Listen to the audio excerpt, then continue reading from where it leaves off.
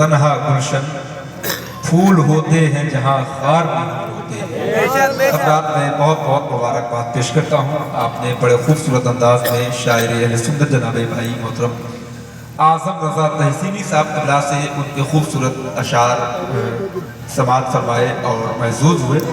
मेरे एक भाई का हुक्म है कि जो लोग बाहर खड़े हैं उनको बता दिया जाए, तो मैं कई बार बता चुका हूँ कि आप अंदर आ जाएं, और सर्दी का मौसम है, बाहर ओस में रहेंगे तो हो सकता है बीमार हो जाएं, लेकिन हो सकता है कि सर्दी का मौसम है, इनके साथ कोई मजबूरी हो, बेचारे नहा ना पाए। अब मुझे मजबूरन ऐसी बात करना पड़ रही है, मैं सरे शाम से कई बार कह चुका हूँ, तो आप टेंशन ना लें। जितने लोग नहाए धोए हैं वो इधर आ जाएं, और जो नहीं नहाए हुए हैं वो चाहे जहाँ रहें, हमें उनसे कोई टेंशन नहीं।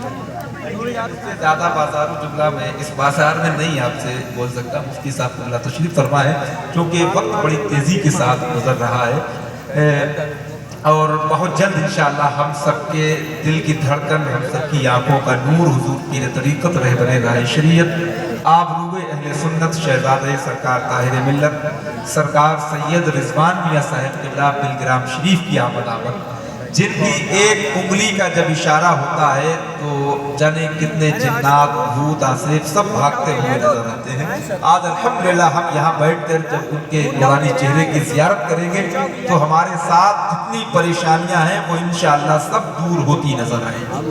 जरा मोहब्बत के साथ एक बार कह दें सुभान अल्लाह, सुभान अल्लाह। शायर कहता है गौसो ख्वाजा इमाम की बातें यानी खैरुल अनाम की बातें, आला हजरत ने ये बताया है कीजिए बिलगिराम की बातें।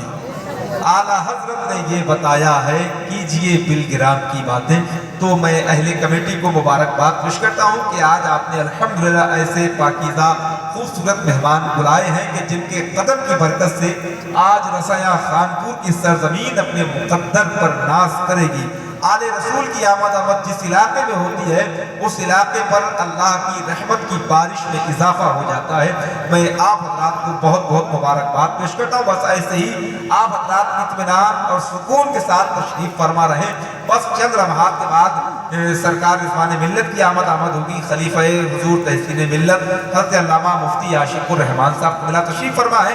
खिताब तो आज हजरत का ही होगा, और तकरीर सुनना भी चाहिए, क्योंकि हम नात सुनते हैं तो नात सुनने से हमारे दिल को सुरूर मिलता है, मगर जब किसी अच्छे आलिम की बात सुनते हैं तो हमें जिंदगी जीने का शऊर मिलता है। तो नात सुनना भी जरूरी है और तकरीर सुनना भी जरूरी है।